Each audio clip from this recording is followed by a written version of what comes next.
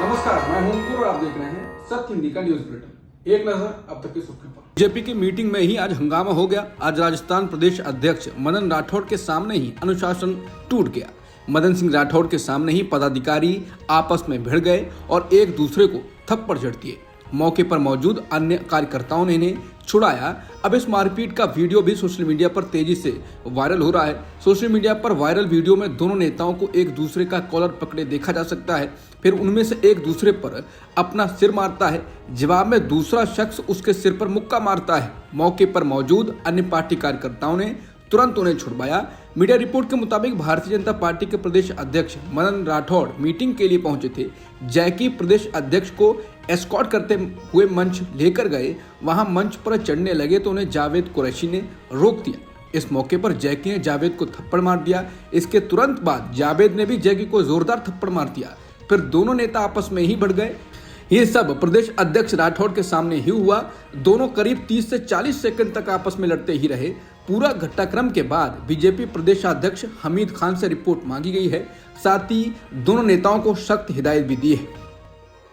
BJP और RSS बीते कुछ महीनों से बीजेपी का नया राष्ट्रीय अध्यक्ष चुनने के लिए माथापच्ची कर रहे हैं। लिस्ट तैयार है, बस किसी के नाम पर सहमति बनाने और अनाउंसमेंट की देर है। माना जा रहा है कि 10 से 20 मार्च के बीच अध्यक्ष का नाम का ऐलान हो जाएगा। बीजेपी ने नए राष्ट्रीय अध्यक्ष की दौड़ में कई नाम शामिल किए हैं, जिनमें धर्मेंद्र प्रधान, शिवराज सिंह चौहान, जी किशन रेड्डी, बीएल संतोष, अर्जुन राम मेघवाल और मनोहर लाल खट्टर हैं। इन सभी नामों में सबसे प्रबल दावेदार मध्य प्रदेश के पूर्व मुख्यमंत्री और वर्तमान केंद्रीय कृषि मंत्री शिवराज सिंह चौहान को माना जा रहा है। इसका कारण शिवराज सिंह चौहान का मृदुभाषी होना और मास के बीच लोकप्रियता को माना जा रहा है। साथ ही सभी में से सबसे बड़ा कारण आरएसएस की पहली पसंद भी शिवराज को ही माना जा रहा है।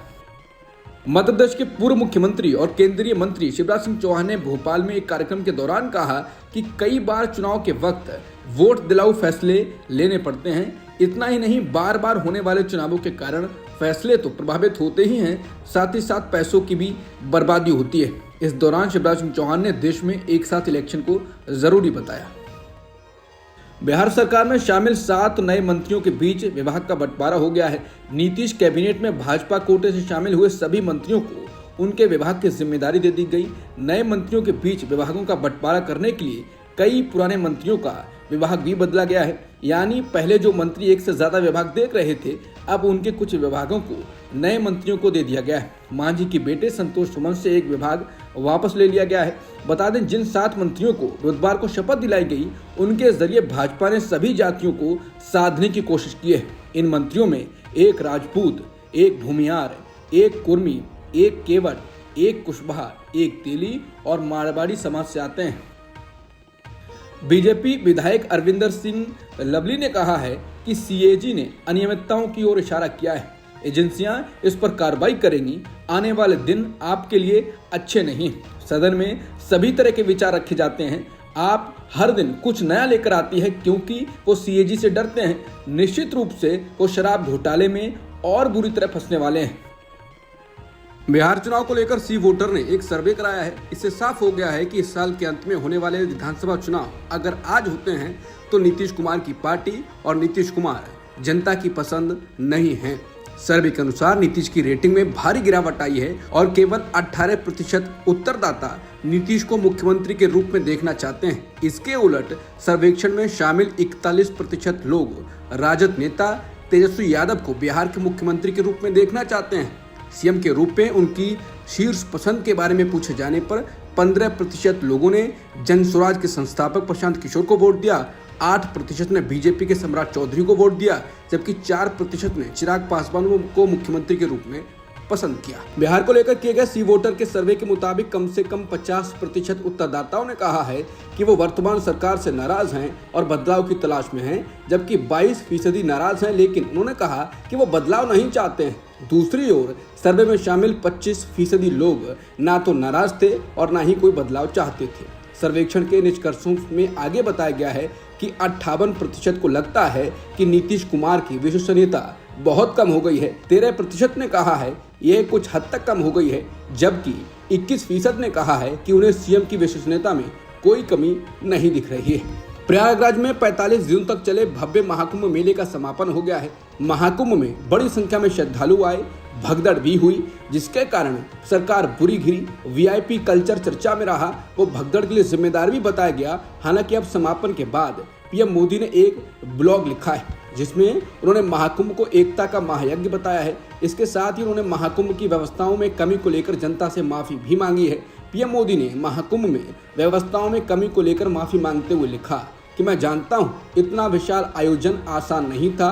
मैं प्रार्थना करता हूँ माँ गंगा से, माँ यमुना से, माँ सरस्वती से, हे माँ हमारी आराधना में कुछ कमी रह गई हो तो क्षमा करिएगा।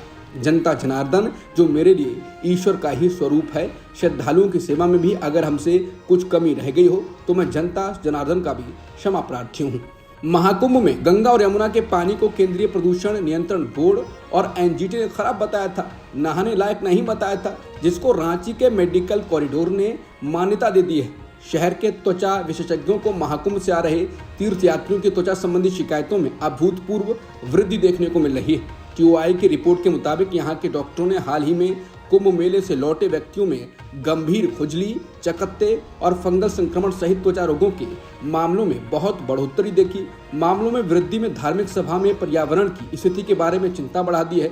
लक्ष्मी क्लिनिक के त्वचा विशेषज्ञ डॉक्टर यशवंत लाल ने कहा, हम स्किन इन्फेक्शंस विशेष रूप से फंगल समस्याओं वाले रोगियों में उल्लेखनीय वृद्धि का अनुभव कर रहे हैं। आम शिकायतों में लगातार खुजली और चकत्ते शामिल हैं। भारतीय वन सर्वेक्षण यानी फॉरेस्ट सर्वे ऑफ इंडिया यानी एफएसआई ने नेशनल ग्रीन ट्रिब्यूनल यानी एनजीटी को एक रिपोर्ट सौंपी है, जिसके बाद सवाल उठ गया है कि क्या महाकुंभ के बाद मोदी अब कांवड़ यात्रा को लेकर भी योगी को घेर रहे हैं। दरअसल सौंपी गई रिपोर्ट के मुताबिक उत्तर प्रदेश में नए कांवड़ यात्रा मार्ग के लिए बिना नियमों के और बिना अंतिम मंजूरी के हजारों पेड़ों को काट दिया गया है। जिसके बाद फिर वही सवाल कि क्या कांवड़ यात्रा भी मोदी बनाम योगी होगी, क्योंकि महाकुंभ में तो केंद्र के बोर्ड ने पानी को लेकर रिपोर्ट सौंपी थी और नहाने लायक नहीं बताया था और यूपी सरकार ने इसको खारिज कर दिया था, जिसके बाद कहा गया कि दिल्ली और लखनऊ आमने सामने आ गए हैं।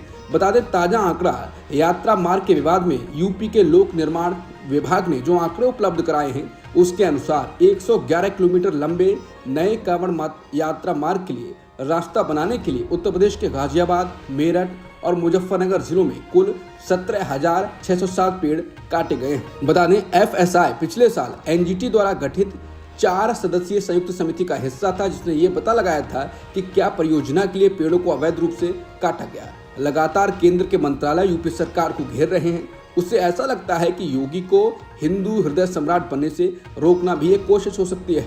तमिलनाडु के मुख्यमंत्री एमके स्टालिन ने भाषा विवाद को लेकर गुरुवार को केंद्र सरकार पर फिर हमला किया। स्टालिन ने दावा किया कि हिंदी को जबरन थोपने से पिछले कुछ वर्षों में 25 उत्तर भारतीय भाषाएं निगल ली गईं। तमिलनाडु की डीएमके सरकार और केंद्र सरकार राष्ट्रीय शिक्षा नीति एनईपी के तहत त्रिभाषा नीति को लेकर आमने सामने हैं, जिसमें हिंदी को शामिल करना अनिवार्य है, जरूरी है। स्टालिन ने एक्स पर कहा, एक ही हिंदी पहचान को थोपने की कोशिश ही प्राचीन मातृभाषाओं को मार रही है। उत्तर प्रदेश और बिहार कभी भी केवल हिंदी हृदय स्थल नहीं थी, लेकिन उनकी वास्तविक भाषाएं अब अतीत की बात हो चुकी हैं। उन्होंने इस घटना से जुड़े अपने पत्र को साझा किया। स्टालिन ने पूछा कि क्या उत्तर प्रदेश के प्रयागराज में आयोजित महाकुंभ में गैर हिंदी साइन बोर्ड लगाए गए थे, जबकि वहां देश भर से लोगों के आने का दावा किया गया था। बता दें तमिलनाडु ने केंद्र की 3 भाषा नीति को खारिज कर दिया है और अपनी द्विभाषी नीति यानी तमिल और अंग्रेजी पर कायम है। इलाहाबाद हाईकोर्ट ने पुरातत्व सर्वेक्षण विभाग यानी एएसआई को रमजान महीने से पहले संभल के शाही जामा मस्जिद का दौरा करने को कहा, ताकि सफेदी और सफाई पर अदालत फैसला ले सके। हाईकोर्ट ने एएसआई को इस संबंध में शुक्रवार सुबह 10 बजे तक रिपोर्ट पेश करने का निर्देश दिया। हालांकि रमजान महीने की शुरुआत 1 मार्च से होने की उम्मीद है, यानी अगर अदालत शुक्रवार को जामा मस्जिद की सफाई पुताई का निर्देश देती है तो मस्जिद कमेटी के पास 1 दिन का ही समय होगा। विधानसभा में आम आदमी पार्टी के विधायक अमानतुल्लाह खान ने गुरुवार को भाजपा सरकार पर भेदभाव करने का आरोप लगाया। उन्होंने बताया कि जब बोलने की मेरी बारी आई तो मेरा माइक बंद कर दिया गया और जब सत्ता पक्ष के नेता बोल रहे थे तो उनका माइक चालू था। विधायक ने कहा कि हमारे 21 विधायकों को उन्होंने बाहर कर दिया है, जबकि ऐसा मौका भी आया जब खुद विजेंद्र गुप्ता टेबल पर खड़े हो जाते थे।